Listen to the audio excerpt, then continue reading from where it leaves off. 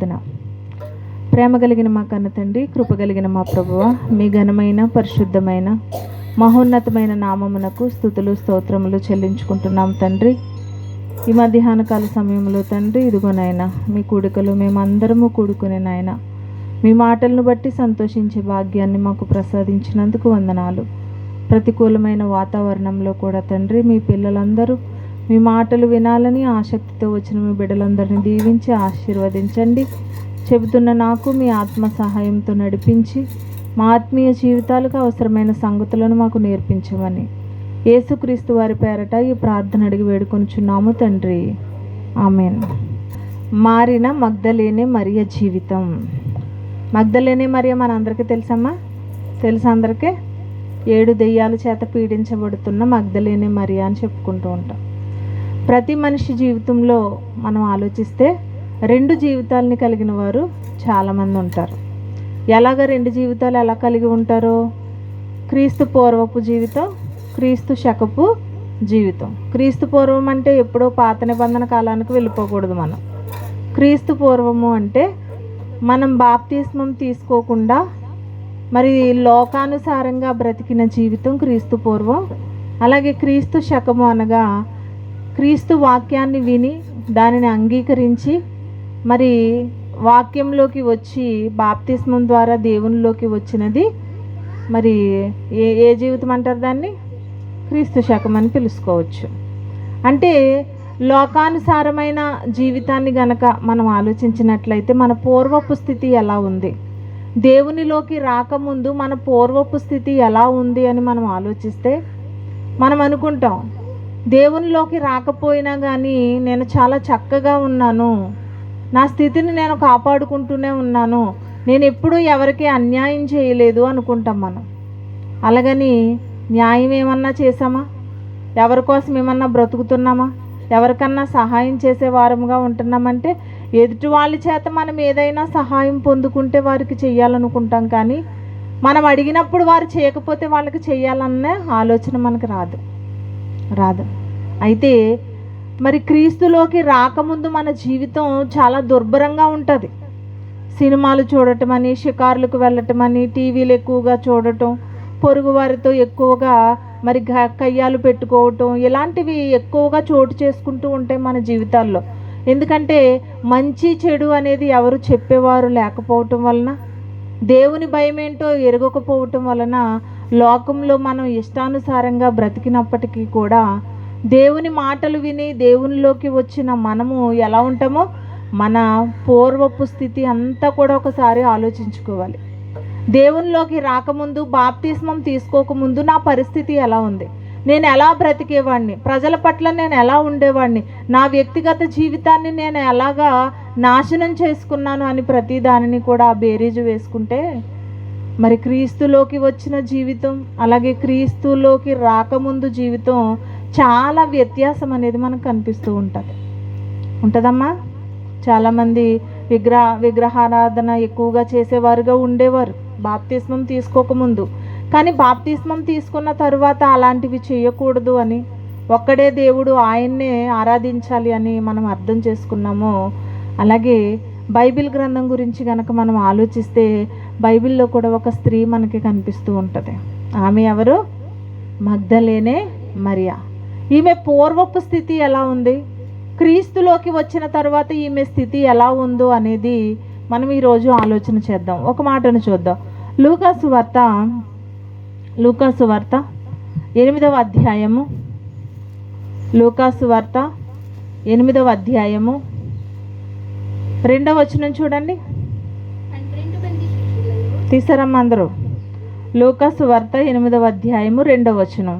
12 మంది శిష్యులను, అపవిత్రాత్మలను, వ్యాధులను పోగొట్టబడిన కొందరు స్త్రీలను, అనగా 7 దయ్యములు వదిలిపోయిన మగ్దలేనే అనబడిన మరియయు అంటున్నారు. అంటే అపవిత్రాత్మలు, వ్యాధులు పోగొట్టబడిన కొందరు స్త్రీలతో పాటు 7 దయ్యములు వదిలి వెళ్ళిపోయిన మగ్దలేనే మరియ గారి గురించి కూడా మాట్లాడుతున్నారు.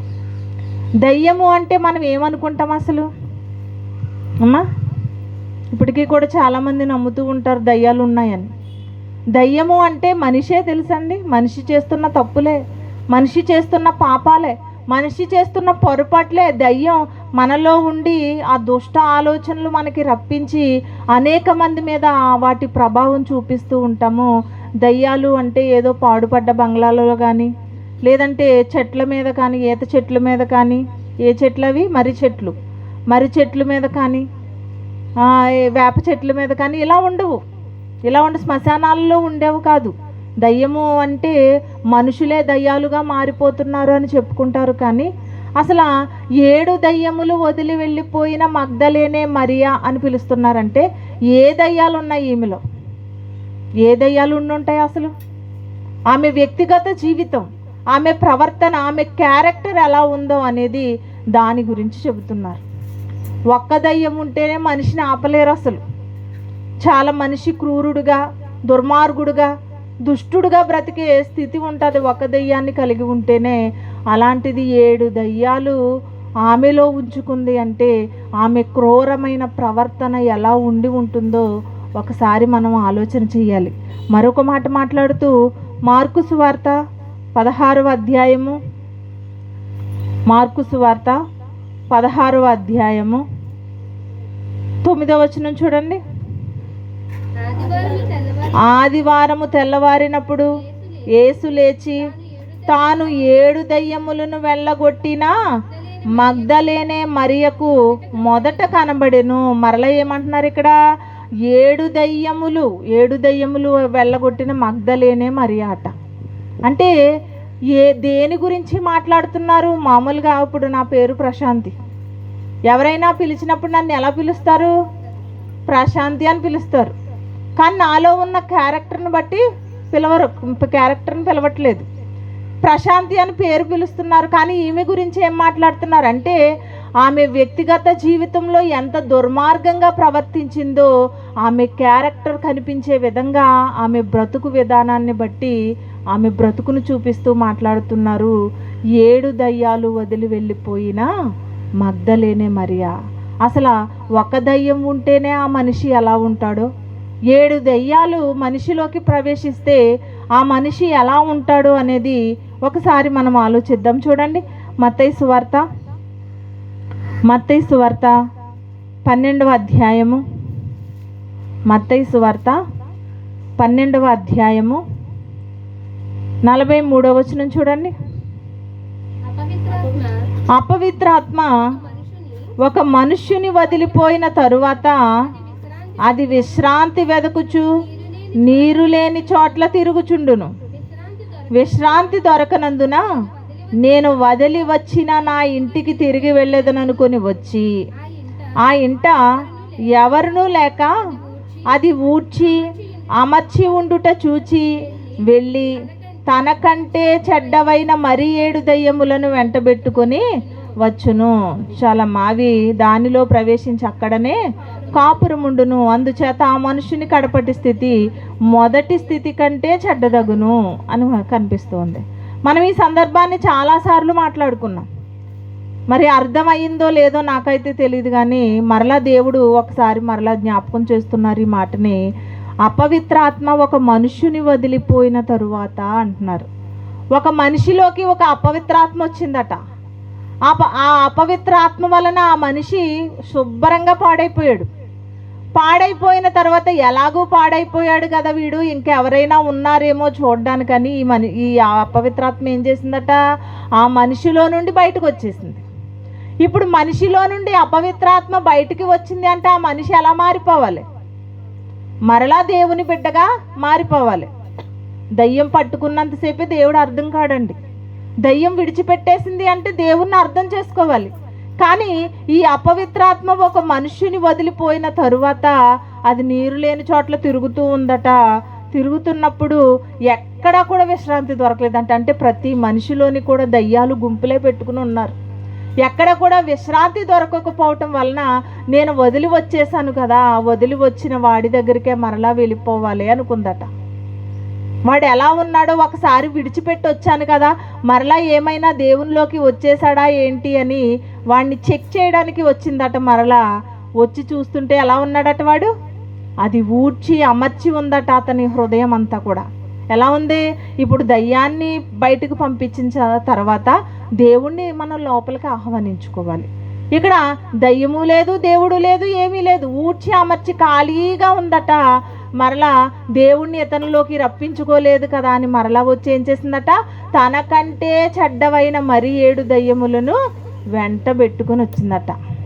అంటే ముందున్న దెయ్యం మంచిదేనా? ముందున్న దెయ్యం మంచిదే కదా. మరి తనకంటే చెడ్డవైనవంటే ముందున్న దెయ్యం కొంచెం మంచిది 7 ఈ దయ్యాల కంటే. అంటే మంచి దెయ్యం మనిషిలో ఉంటేనే చాలా దుర్మార్గుడుగా బ్రతుకుతున్నప్పుడు, మరి తనకంటే చెడ్డవైన మరి 7 దయ్యాలు తన హృదయంలోకి వచ్చినప్పుడు ఆ మనిషి ఎలా అయిపోవాలి చెప్పండి? ఎలా అయిపోవాలండి? చాలా దారుణమైన పరిస్థితికి వెళ్ళిపోతారు.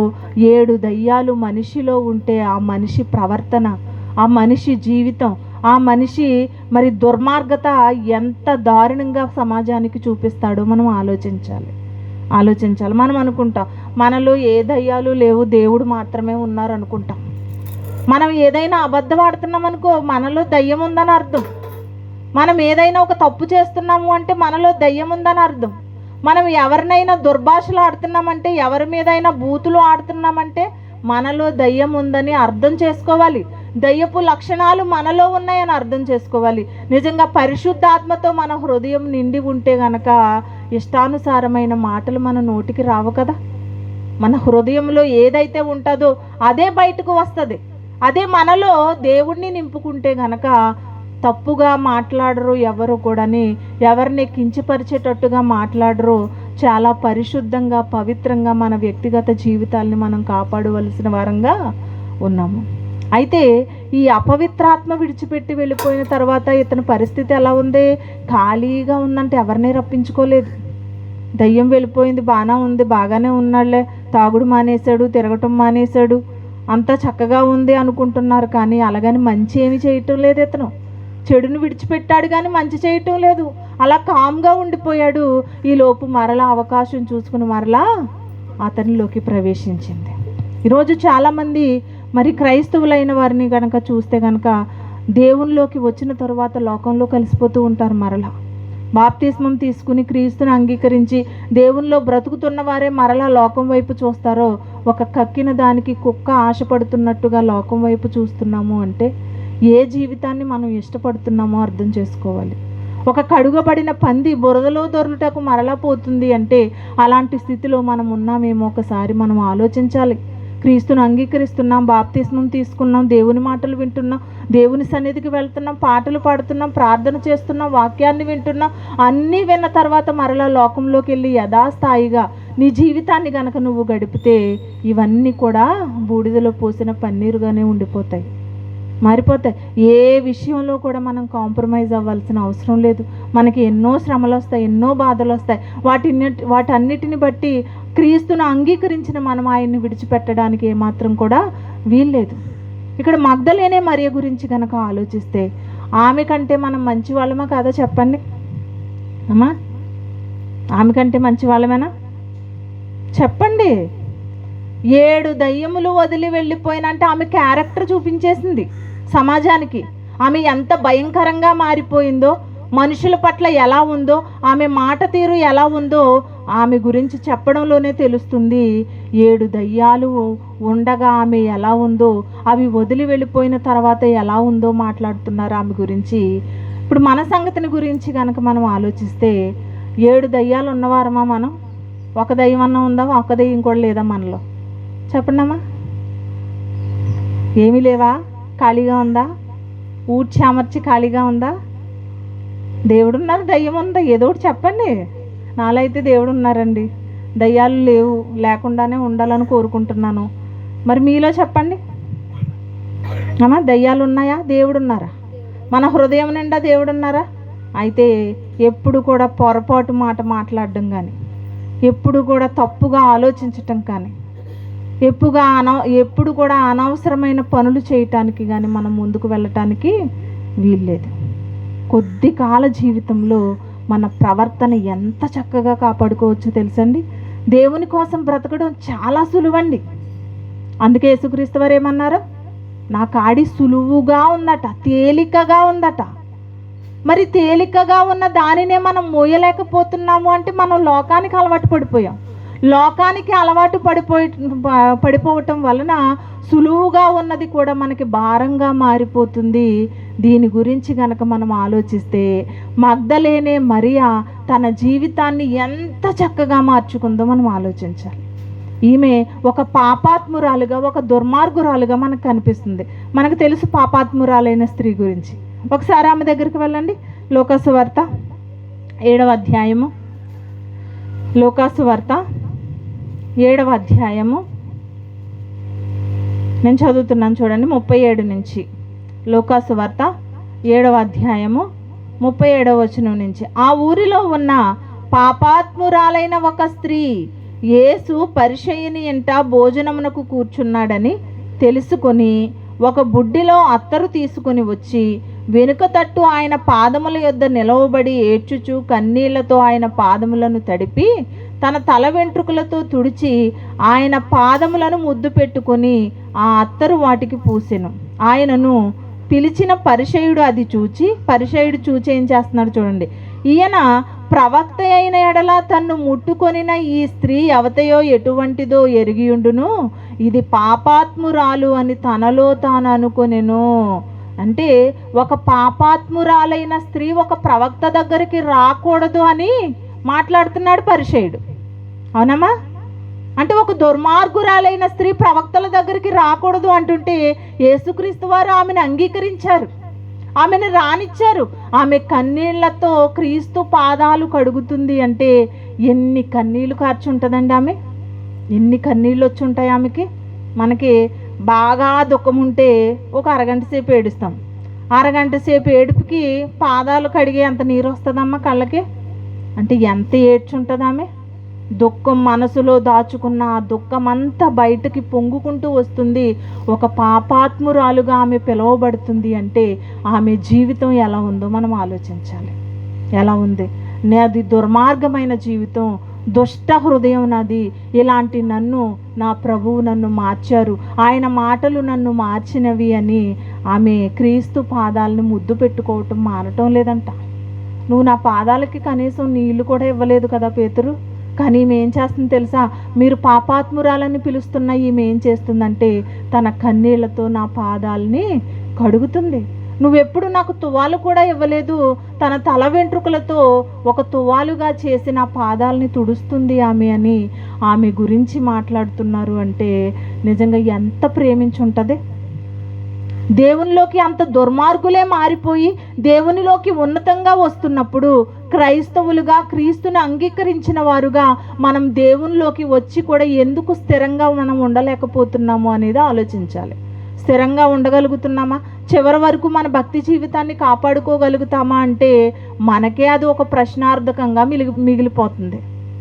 ఎందుకంటే ఎప్పుడు ఎవరు ఎలా మారుతారో తెలియని పరిస్థితుల్లో ఉంటున్నాం మనం. నేను బలంగా దేవుని కోసం నిలబడిపోతున్నాను, దేవుడు లేకపోతే నేను ఉండలేను, దేవుని కొరకు తప్ప నేను ఇంకా దేని కొరకు కూడా నేను బ్రతకను అన్న తెగింపు మనలో ఉంటే మంచిదేనండి. మరి లేకపోతే ఆ తెగింపు అనేది రప్పించుకోవాలి. ఎప్పుడైతే మనం లోకాన్ని విడిచిపెడుతున్నామో వెంటనే దేవునిలోకి వచ్చిన తర్వాత మరలా లోకం వైపు చూడకూడదు. ఇక్కడ ఒక పాపాత్మురాలైన స్త్రీ లోకం వైపు చూడలేదు. అందుకే ఈమె గురించి అంత గొప్పగా మాట్లాడారు. ఎంత భక్తురాలు ఈమె, ఎంత విశ్వాసంతో ఉంది, ఎంత ప్రేమ కలిగి ఉంది నా పట్ల అని పాపాత్మురాలు గురించి మాట్లాడుతున్నారు. అలాగే మగ్దలేనే మరియ ఎన్నో సందర్భాలలో మనకు కనిపిస్తూ ఉంటుంది. మగ్దలేనే మరియ 7 దయ్యాలు వదిలి వెళ్ళిపోక ముందు ఆమె జీవితం ఎంత భయంకరంగా ఉంటుంటుంది ఆలోచించండి. ఒక తిరుగుబోతుగా, ఒక వ్యభిచారిగా, లేకపోతే ఒక తాగుబోతుగా, మనుషుల్ని హింసించేవారుగా, లేకపోతే కాపురాల్ని కూల్చేసేదిగా ఎంత భయంకరంగా మనం ఆలోచించుకోండి ఎలా ఉంటుందో. 7 దెయ్యాలు పట్టి ఒక దెయ్యం మనం చూస్తూ ఉంటాం. ఫోబియా వ్యాధి వచ్చిన వాళ్ళు దెయ్యం పట్టినట్టుగా బిహేవ్ చేస్తూ ఉంటారు. రాత్రి ఇన్స్టాగ్రామ్ అలా తీస్తూ ఉంటే ఒక వీడియో కనిపించిందండి. ఎక్కడో మరి ఒక సభలోని 2 పిల్లలండి, మన తేజ ఎలా ఉన్నారు అంత పిల్లలు, 2 పిల్లలు. ఈ 2 పిల్లలు ఏం చేస్తున్నారంటే ఆ పాస్టర్ గారు ఊరికే ఆ ఇన్స్ట్రుమెంట్స్ ఎక్కువగా వాయిస్తూ ఉన్నారు, ఇతను ఉత్తేజంగా ఎక్కువగా మాట్లాడుతున్నారు. ఆ మాటలకి వాళ్ళకి ఒకలాంటి షివరింగ్ వచ్చి పెద్ద పెద్ద కేకలేసుకుంటూ గజగజ వణికిపోతూ కింద పడి దొల్లేస్తున్నారండి. ఫిట్స్ వచ్చినట్టుగా దొల్లేస్తున్నారు. అంటే ఎలాంటి స్థితిలోకి తీసుకెళ్ళిపోతుందో చూడండి పిల్లల్ని సమాజం. ఒక సేవకుడే సరైన విధానంలో వాక్యాన్ని చెప్పకపోతే గనక వాళ్ళ పరిస్థితి ఏమైపోతుంది? వాళ్ళు గిలగిలా కొట్టుకుంటున్నారు. ఎందుకు కొట్టుకుంటున్నారో అసలు ఏమొచ్చిందో వాళ్ళ మీదకి తెలీదు. ఒక దయ్యం పట్టినట్టుగా బిహేవ్ చేస్తున్నారు పిల్లలు. ఒక దయ్యం పడితేనే మనుషుల్లో చాలా క్రూరంగా కనిపిస్తారు కదా. కానీ 7 దయ్యాలు పట్టిన స్త్రీ ఎలా ఉంటుందండి? అసలు ఎంత భయంకరంగా ఉంటుంది, ఎంతమంది జీవితాలను నాశనం చేసి ఉంటుంది, ఎంతమందిని ఉసురు పోసుకుని ఉంటుంది. కానీ ఆమె జీవితం మారిపోయిన తరువాత ఎంత చక్కగా ఆమె జీవితాన్ని కాపాడుకుందో మనం చూద్దాం వాక్య భాగంలోకి వెళ్ళి. మరలా లోకాసువార్త 8వ అధ్యాయము ముగించేస్తానమ్మా. లోకాసువార్త 8వ అధ్యాయము 2-3 వచనాలు మరలా చదువుకుందాం. 12 మంది శిష్యులను, అపవిత్రాత్మలను, వ్యాధులను పోగొట్టబడిన కొందరు స్త్రీలను. ఇక్కడ జరుగుతున్న సందర్భం ఏంటంటే అపవిత్రాత్మలు, వ్యాధులు పోగొట్టబడిన కొందరు స్త్రీలు ఉన్నారట. ఆ స్త్రీలతో పాటు 7 దయ్యములు వదిలిపోయిన మగ్దలేనే అనబడిన మరియ కూడా ఉందట. హేరోదు యొక్క గృహ నిర్వాహకుడగు కూజా భార్యగు యెహోన్నాయు, సుసన్నాయు ఆయనతో కూడా ఉండిరి. వీరును ఇతరులు అనేకులను తమకు కలిగిన ఆస్తితో వారికి ఉపచారము చేయుచు వచ్చిరి. క్రీస్తు వారిని అంగీకరించిన తర్వాత ఆమెలో ఉన్న బలహీనతలు ఆమె విడిచిపెట్టి నేను క్రీస్తు కొరకే బ్రతకాలి అన్న తెగింపు ఆమెకు వచ్చిన తరువాత ఆమె ఎలా ఉందట? క్రీస్తు వారికి ఉపచారం చేసేదిగా ఉంది, క్రీస్తు వారికి పరిచర్య చేసేదిగా, వారి అవసరాలు తీర్చేదిగా మగ్దలేనే మరియ కనిపిస్తూ ఉంది. ఈరోజు చాలామంది మంచి వాళ్ళే, వాక్యం తెలియని వారు చాలామంది ఉండి మారి దేవునిలోకి వచ్చినా కానీ అంత తెగింపు జీవితం అనేది మనుషుల్లో మనకి కనిపించదు. కానీ మగ్దలేనే మరియ దుర్మార్గమైన జీవితాన్ని విడిచిపెట్టి మరి భక్తిలోకి వచ్చిన ఈమె ఎలా ఉందట?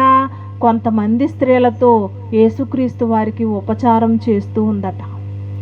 ఆయనకి తినడానికి భోజన పదార్థాలు రెడీ చేయటం, ఆయనతో పాటు సువార్తకు వెళ్ళిపోవటం, ఎక్కడికి వెళితే అక్కడికి ప్రార్థనకు వెళుతూ మరి వాక్యాన్ని వింటూ ఆమె వ్యక్తిగత జీవితాన్ని ఎంతగా బలపరుచుకుందో ఒక మగ్దలేనే మరియ మనకి మాదిరికరంగా ఉండిపోవాలి. 7 దయ్యాలు వదిలి వెళ్ళిపోయిన తరువాత ఆమె పాపాత్మురాలుగా కనిపించదు ఇంకా సమాజానికి. ఒక ఘనురాలుగా, ఒక భక్తురాలుగా, ఒక ఉపచారం చేసేదిగా మనకి ఆమె కనిపిస్తూ ఉంది. ఇంకా పాపాత్మురాలని అనగలమా? ఆమె జీవితాన్ని మార్చుకున్న తర్వాత పాపాత్మురాలు అని అనటానికి వీల్లేదు. మరొక మాట కూడా చూద్దాం. మార్కు సువార్త 15వ అధ్యాయం. ఇంకా ఎక్కడెక్కడ కనిపిస్తుంది ఈమె ఆలోచిద్దాం. మార్కు సువార్త 15వ అధ్యాయము 39-40 వచనాలు చూడండి. ఆయనకు ఎదురుగా నిలిచి ఉన్న శతాధిపతి ఆయన ఎలాగూ ప్రాణం విడుచుట చూచి నిజముగా ఈ మనుష్యుడు దేవుని కుమారుడే అని చెప్పెను. కొందరు స్త్రీలు దూరము నుండి చూచుచుండిరి. వారిలో మగ్దలేనే మరియ కూడా ఉందట. ఎవరున్నారమ్మా? యేసుక్రీస్తు వారు చనిపోయినప్పుడు మగ్దలేనే మరియ మనకి కనిపిస్తూ ఉంది. చనిపోయినప్పుడు ఉందమ్మా. చాలామంది భయపడ్డారు క్రీస్తు వారి శిలువ మరణం దగ్గరికి వెళ్ళటానికి. ఒకవేళ క్రీస్తు అనుచరులని చెప్తే మమ్మల్ని ఎక్కడ బంధించేస్తారో, మమ్మల్ని ఎక్కడ చంపుతారో అని భయపడి చాలామంది వెళ్ళలేదు. కానీ ఇదిగో కొంతమంది స్త్రీలతో పాటు మగ్దలేనే మరియ కూడా యేసుక్రీస్తు వారి శిలువ దగ్గరికి వెళుతూ ఉందంటే ఎంత ప్రేమ పెంచేసుకుందో అతని మీద మనం ఆలోచించాలి. ఆనాడు క్రీస్తు దగ్గరే ఈమె అంత ప్రేమ పెంచుకుంది కదా. ఈరోజు క్రీస్తు వాక్య రూపంలో ఆయన మన ఎదుట ఉన్నప్పటికీ కూడా ఆయన మీద ప్రేమ లేని వారుగా ఉంటున్నామేంటి? ఆయన మీద భక్తి లేని వారుగా, ఆయన అంటే భయం లేని వారుగా ఉంటున్నాము. ఎలా మారాలి మనం చెప్పండి? ఒక మగ్దలేనే మరియ జీవితానికి మన జీవితం తీసిపోవటం లేదు. ఆమె కంటే గొప్ప జీవితంలోనే మనం బ్రతుకుతున్నాం. లోకానుసారంగా ఉన్న మనం అంత దుర్మార్గంగా బ్రతకలేదు, కానీ అంత దుర్మార్గురాలే క్రీస్తులోకి వచ్చి అంత గొప్పగా మారిన తరువాత ఏ దుర్మార్గత లేకుండా మనం దేవునిలోకి వచ్చి కూడా ఎందుకు మనం భక్తి జీవితాన్ని నిలబెట్టుకోలేకపోతున్నామో అర్థం చేసుకోండి. ఆలోచించండి, మన భక్తి జీవితాన్ని నిలబెట్టుకోగలుగుతున్నామా? చిన్న చిన్న వాటికి మనం అలుగుతూ ఉంటాం, చిన్న చిన్న వాటికి దేవుని సన్నిధి మానేస్తూ ఉంటాం, చిన్న చిన్న వాటికి దేవుణ్ణి విడిచిపెట్టేసే వారముగా ఉంటాం. ఇలా అయితే ఇదేం భక్తి అండి? అసలు దేవుడు ప్రతి క్షణము చూసి నా పిల్లలుగా నన్ను అంగీకరించి నా కోసం బ్రతుకుతున్న వారు చిన్న కష్టం రాగానే నన్ను వదిలి వెళ్ళిపోతున్నారు అని దేవుడు ఎంతగా బాధపడతారో మనం ఆలోచించాలండి. ఈ గొప్ప జీవితం మగ్దలేనే మరియ జీవితం ఎంత గొప్పగా తన జీవితాన్ని కాపాడుకుందో, సువార్త పరిచర్యలో సహకారిగా వెళ్ళిపోతుంది. క్రీస్తు వారు అపోస్తులతో పాటు ఆమె కూడా వెళుతుంది అంటే ఎంత గొప్పగా మారిందండి ఆమె జీవితం. ఇంకా మాట్లాడుతూ మరొక మాట చూడండి, యోహాను సువార్త క్రీస్తు వారు చనిపోయినప్పుడు ఆమె ఉంది. ఇంకెక్కడెక్కడుందో చూడండి, యోహాను సువార్త 20వ అధ్యాయము, యోహాను సువార్త 20వ అధ్యాయము 11వ వచనం చూడండి. అయితే మరియ సమాధి బయట నిలిచి ఏడ్చుచుండెను. ఆమె ఏడ్చుచు సమాధిలో వంగి చూడగా తెల్లని వస్త్రములు ధరించిన 2 దేవదూతలు యేసు దేహము ఉంచబడిన స్థలములో తల వైపున ఒకడును కాళ్ళ వైపున ఒకడును కూర్చుండుట కనబడెను.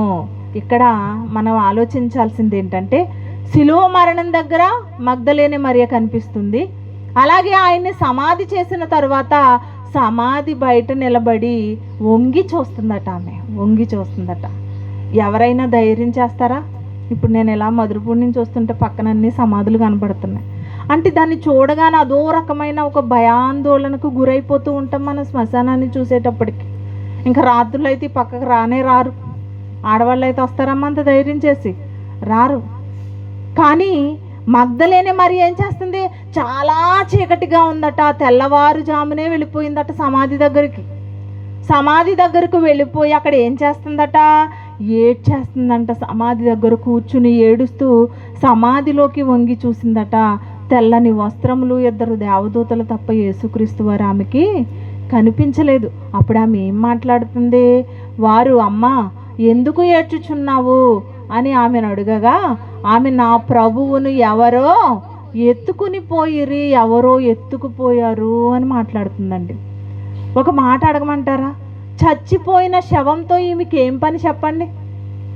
మనం చూడండి, ఎవరైనా చనిపోతే శ్మశానంలో పాతి పెట్టేసిన తరువాత ఇంకా దాని జోలికి వెళ్ళం మనం. ఎప్పుడు గుర్తొస్తారు మనకి? మరలా ఈస్టర్కో గుడ్ ఫ్రైడేకో లేదంటే జ్ఞాపకార్థ కూడిక రోజున గుర్తొస్తారు, కానీ వెళ్ళం అక్కడికి.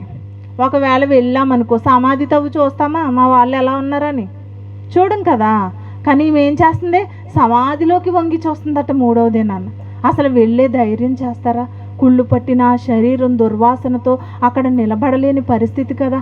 కానీ ఈమె ఏం చేస్తుంది? శవాన్ని తీసుకోవడానికి వెళుతుంది, శరీరాన్ని తీసుకోవడానికి వెళుతుంది, వంగి చూస్తుంది. అక్కడ 2 మనుషులు కనబడ్డారు. ఆ మనుషుల్ని అడుగుతుంది, నా ప్రభువుని ఎవరు ఎత్తుకుపోయారు అంటే. మనం ఇక్కడ ఆలోచించాల్సింది ఏంటంటే, చనిపోయిన శరీరాన్ని అంత ప్రేమిస్తున్నప్పుడు బ్రతికి ఉన్న ప్రభువుని ఇంకెంత ప్రేమించుంటుందండి? ఇంకెంత ప్రేమించుంటుంది?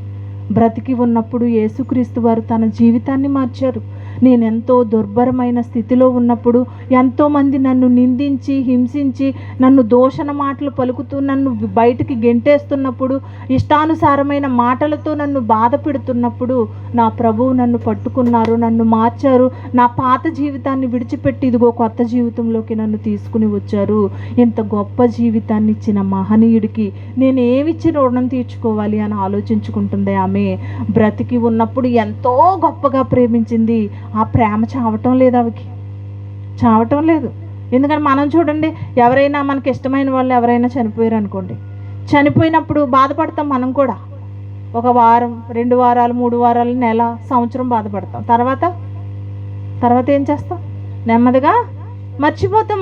మర్చిపోతాం లేదా? మర్చిపోతాం. మరలా అంటే బాధ ఉండొచ్చేమో కానీ ఇంకా కన్నీళ్ళు రావు మనకి. బాధ ఉండొచ్చు కానీ కన్నీళ్ళు రావు. కానీ ఇక్కడ మగ్దలేనే మరి ఎలా ఏడుస్తుందండి? ఏదో తన సొంత వాళ్ళు చనిపోయినట్టుగా ఏడుస్తుంది, రోదిస్తుంది. నా ప్రభువుని ఎవరో ఎత్తుకుపోయారు. అసలు నిజంగా ప్రభువు ఉంటే ఆమె ఎలా తీసుకుని వెళ్తుందండి? మోయగలదా ఆమె? ఎంత ప్రేమ చూపిస్తుందో చూడండి యేసుక్రీస్తు వారి మీద. ఇంకా ఏం మాట్లాడుతున్నారు? 14వ వచనం. ఆమె ఈ మాట చెప్పి వెనుక తట్టు తిరిగి యేసు నిలిచి ఉండుట చూచెను, కానీ ఆయన యేసు అని గుర్తుపట్టలేదు. ఇంతకీ యేసుక్రీస్తు వారు కనిపించారు, కానీ ఒక తోటమాలి అనుకుంటుంది తప్ప యేసుక్రీస్తు వారే నిజంగా పునరుద్ధానుడై తిరిగి లేచారు అన్న సంగతి ఆమె గ్రహించలేదు, గుర్తుపట్టలేదు. కానీ అక్కడ మరి యేసుక్రీస్తు వారు ఇదిగో నువ్వు వెతుకుతున్న ప్రభువుని నేనే అని చెప్పగానే ఆమె ఏమని పిలిచింది? లేదు నాయనా, నువ్వు నా ప్రభువు కాదు, నా ప్రభువుని ఎవరో ఎత్తుకుపోయారు అనట్లేదు, ఇంకా బోధకుడా అని పిలుస్తుంది అతన్ని, బోధకుడా అని పిలుస్తుంది. మరి శిష్యులు మాత్రం ఇక్కడ ఎన్ని సందర్భాల్లో ఈమె మనకు కనిపిస్తుంది అంటే, యేసుక్రీస్తు వారు తన జీవితాన్ని మార్చినందుకు శిలువ మరణం దగ్గరికి వెళ్ళింది, సమాధి దగ్గరికి వెళ్ళింది, పునరుద్ధానుడైనప్పుడు కూడా అతని దగ్గరే ఈమె కనిపిస్తూ ఉంది. మొట్టమొదటిగా శిష్యులకి కనిపించలేదు, ప్రియమైన శిష్యుడు యోహాను గారికి కనిపించలేదు, శిష్యుల్లో ముఖ్యుడు పేతురు గారికి కనిపించలేదు, కానీ మరియమ్మ గారికి కనిపించలేదు. కానీ ఎవరికి కనిపించారు? మగ్దలేనే మరియ. ఎందుకంటే ఆమె ఆరాటం, ఆమె ఆనందం, నా ప్రభువుని చూడాలి అన్న ఆశ ఎంత గొప్పదో ఆలోచించండి. ఆమెకి కనబడుతున్నారు యేసుక్రీస్తు వారు. బోధకుడా అని పిలిచిందంటే క్రీస్తు వారు తిరిగి లేచారు అని నమ్మిందండి ఆమె. శిష్యులు నమ్మారా? శిష్యులు నమ్మారా? గబగబా వెళ్ళి ఇదిగో యేసుక్రీస్తు వారు పునరుద్ధానుడయ్యాడని వెళ్ళి శిష్యులతో చెప్పమ్మా అని నువ్వని మరి ఆమెను పంపించారు. పంపించినప్పుడు ఆమె ఏం చేసింది? వెళ్ళింది, ఇదిగో క్రీస్తు వారు తిరిగి లేచారు, పునరుద్ధానుడయ్యాడు, 3వ దినాన పునరుద్ధానుడయ్యాడు అని ఆమె సువార్త ప్రకటించడానికి వెళితే అక్కడ చాలామంది శిష్యులు నమ్మలేకపోయారు, ఆశ్చర్యపడిపోయారు. ఆయన తిరిగి లేవటం ఏంటి? ముందుగానే యేసుక్రీస్తు వారు 3వ దినాన తిరిగి లేస్తాను అని చెప్పినా కానీ నమ్మలేని స్థితిలో శిష్యులు ఉన్నారు. కానీ మధ్యలో మరి 7 దయ్యాల్ని విడిచిపెట్టి దేవునిలోకి వచ్చిన ఈమె మాత్రం వెంటనే క్రీస్తు వారిని చూసి నమ్మింది, బోధకుడా అని పిలిచింది. యేసుక్రీస్తు వారు నేను ప్రభువును చూశాను, ఆయన నేను గుర్తుపట్టాను, ఆయన తిరిగి లేచారు, మీరు రండి నాతోటి అని అతని పునరుద్ధానం గురించి ఆ గ్రామం అంతటా కూడా ప్రకటించింది. మగ్దలేనే మరి ఎంత ధన్యత పొందుకున్న స్త్రీయో ఈమె ఆలోచించండి. ఏదో మంచి క్యారెక్టర్ ఉన్న వాళ్ళకే లేకపోతే డబ్బు ఉన్న వాళ్ళకే దేవుడు అంటే కాదండి. దేవుడు దుర్మార్గులైన వారిని మార్చాలి అన్న ఆలోచన వారికే వారితోనే ఎక్కువ సహవాసం దేవుడు చేయటానికి ఇష్టపడుతూ ఉంటారండి. అందుకే పాపాత్ములైన వారిని మార్చడానికి తప్ప పాపాత్ములతో నేను కలవను అని చెప్పటం లేదు, ఆయన వారిని మార్చడానికి ప్రభువు వారు వచ్చారు. మరొక మాట చివరిగా ఈ మాట చూసుకుని ముగించుకుందాం. అదే యోహాను సువార్త 20వ అధ్యాయము 15వ వచనం చూడండి. మరలా యేసు అమ్మా ఎందుకు ఏడ్చుచున్నావు, ఎవరిని వెతుకుచున్నావు అని ఆమెను అడుగగా ఆమె ఆయన తోటమాలి అనుకుని, అయ్యా నీవు ఆయనను మోసుకొని పోయిన ఎడల ఆయనను ఎక్కడ ఉంచితివో నాతో చెప్పుము, నేను ఆయనను ఎత్తుకొని పోదునని చెప్పాను. ఎన్నిసార్లు అంటుందండి, నేను నా ప్రభువుని ఎత్తుకుని పోతాను. ఒకవేళ నువ్వు ఎక్కడైనా దాచిపెట్టావా నా ప్రభువుని? ఎక్కడుంచావో చెబితే నా ప్రభువుని నేను ఎత్తుకుని పోతాను. చనిపోయిన తరువాత కూడా ఈమెకు ప్రేమ చావటం లేదండి క్రీస్తు వారి మీద. కొన్ని దినాలలో మనకి ఇష్టమైన వాళ్ళు దూరం అయిపోయినా కానీ కొంతమంది ఏం చేస్తారంటే వాళ్ళు చెప్పినట్టుగా బ్రతుకుతారు. కొంతమంది వాళ్ళే లేనప్పుడు మనం ఎలా బ్రతికితే ఏంటి అని చాలా టేక్ ఇట్ ఈజీగా తీసుకుంటూ ఉంటారు జీవితాన్ని. కానీ మగ్దలేని మరి అలా తీసుకోలేదు. మారిన మరియ జీవితం ఎంత గొప్పగా కాపాడుకుంది ఆమె జీవితాన్ని. ప్రభువు ఉన్నప్పుడు ఏ మాటలైతే చెప్పి ఆమె నువ్వు ఎలా ఉండాలి అమ్మా అని చెప్పారో, ప్రభువు చనిపోయిన తర్వాత కూడా తన భక్తి జీవితాన్ని అదే విధంగా కాపాడుకుంది. నా ప్రభువును ఎవరో ఎత్తుకుపోయారు, ఒకవేళ మీరు ఎత్తుకుని పోతే చెప్పండి, నా ప్రభువుని నేను తీసుకుని వెళ్ళిపోతాను అని మాట్లాడుతూ ఇంకా మాట్లాడుతున్నారు. యేసు ఆమెను చూచి మరియా అని పిలిచెను. ఆమె ఆయన వైపు తిరిగి ఆయనను హెబ్రీ భాషతో, అంటే ఒక్క మాట పిలిచారు ఆయన. నిజంగా కనీసం ఒక్క క్షణం ఆలోచించాలి కదా, ఒక్క క్షణం ఆలోచించాలి కదా. చనిపోయిన వ్యక్తి తిరిగి లేవటం ఏంటి? మరియాని నన్ను పిలవటం ఏంటి అని ఆలోచించలేదండి. పిలవగానే క్రీస్తు వారి స్వరాన్ని గుర్తుపట్టింది. వెంటనే రబ్బూని అని పిలుస్తుంది, బోధకుడా అని పిలుస్తుందండి. ఎంత నమ్మకం, ఎంత విశ్వాసం, ఎంత ప్రేమ, ఎంత పవిత్రత క్రీస్తు పట్ల ఈ మగ్దలేనే మరియ గారు చూపించారు. మనం ఆలోచించాలి.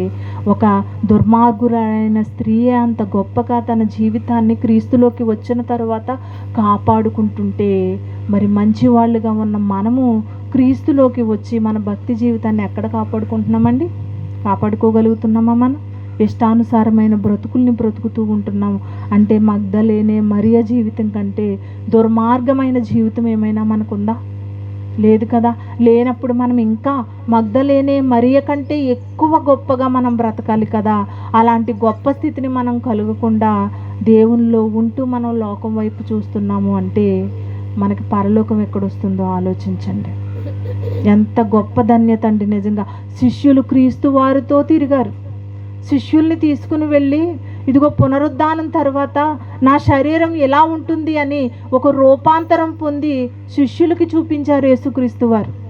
తిరిగి లేచిన తర్వాత నేను ఎలా ఉండబోతున్నాను, ఇలా మాట్లాడబోతున్నాను, ఇన్ని రోజులు ఉండబోతున్నానని ప్రతి సందర్భం కూడా శిష్యులకు ఒక సూచనగా క్రీస్తు వారు బ్రతికున్నప్పుడే చూపించినప్పటికీ కూడా ఇక్కడ ఏం చేశారు? నమ్మలేకపోయారు. తోమా అంటున్నారు, ఏమంటున్నారు? అతని గాయాలలో వేలు పెట్టి చూస్తేనే తప్ప నేను నమ్మనంటున్నారు. గాయాల్లో వేలు పెట్టి చూస్తారా? ప్రభువు చెప్పిన మాటలు నమ్మలేదా? ఆయన కూడా తిరుగుతూ, ఆయన కూడా సువార్త ప్రకటిస్తూ, ఆయన ఎక్కడికి వెళితే అక్కడికి వెళుతూ, ఆయన చేసిన అద్భుతాలన్నీ చూస్తూ, ఆయనతో పాటు వీళ్ళు కూడా అద్భుతాలు చేస్తున్నవారే క్రీస్తు తిరిగి లేచారు అంటే నమ్మలేదు. కానీ ఒక మగ్దలేనే మరియ నమ్మింది అంటే ఈరోజు మనం నమ్ముతున్నామా? మన అమ్మా నాన్నలు దేవుణ్ణి నమ్ముకుంటున్నారని నమ్ముకుంటున్నామా? లేకపోతే మన పితరులు దేవుడని నమ్ముకుంటున్నామా? అలా నమ్ముకోకూడదండి ఎప్పుడు కూడా. క్రీస్తు నిజ రక్షకుడని, ఆయనే మనల్ని పరలోకానికి తీసుకుని వెళ్ళే ఒక మార్గదర్శకం అని మనం నమ్మాలి. ఇలా నమ్మకుండా మనం ఏం చేస్తున్నాం? ఎవరో నమ్ముకున్నారు కాబట్టి నేను నమ్ముకున్నాను. అవసరాలు తీర్చేది కాదండి దేవుడు, అవసరాలు తీర్చేది కాదు. అవసరానికి మించి మనల్ని ప్రేమిస్తున్నారు ఆయన. మన అవసరాలకి మించి మన అవసరాలను తీరుస్తున్నారు ఆయన. మనకి ఒకటి అవసరమైతే ఆయన 10 ఇస్తారండి దేవుడు. చిన్నది కావాలంటే 10. మీటింగ్స్, మహాసభలు ఎలా జరిగినాయండి? ఎలా జరిగినాయి? ఎంత గొప్పగా జరిగినాయి. మనం ఊహించామా? మన ఊహ కన్నా అందిందా ఇలా? కానీ మన ప్రార్థన ఆయన సన్నిధికి వెళ్ళిపోయిందని నేను నమ్ముతున్నానండి. మన ఉపవాస దీక్ష ఆయన సన్నిధికి చేరిందని నేను నమ్ముతున్నాను.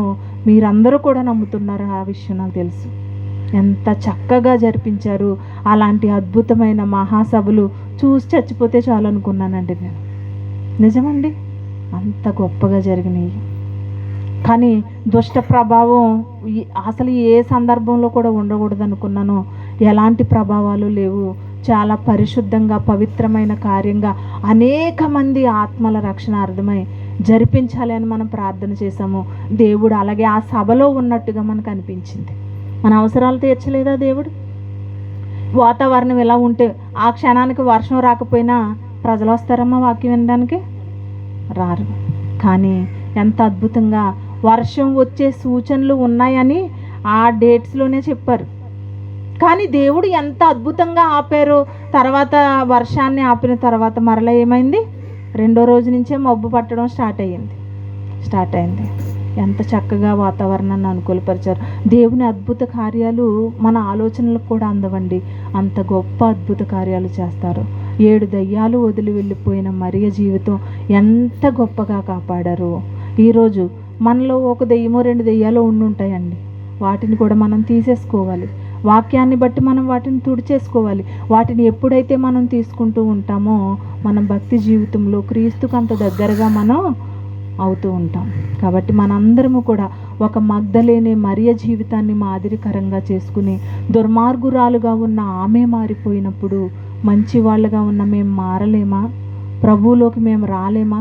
పరలోకం వెళ్ళే వరకు కూడా మేము మా భక్తి జీవితాన్ని కాపాడుకోవాలి అని చాలా జాగ్రత్త కలిగి బ్రతవలసిన వారంగా మనం ఉన్నాం. ఆమె ఎంత ధన్యత పొందుకుందో మనము కూడా అంతకంటే ఎక్కువ ధన్యత మనకి కూడా ఇవ్వాలనుకుంటున్నారు దేవుడు.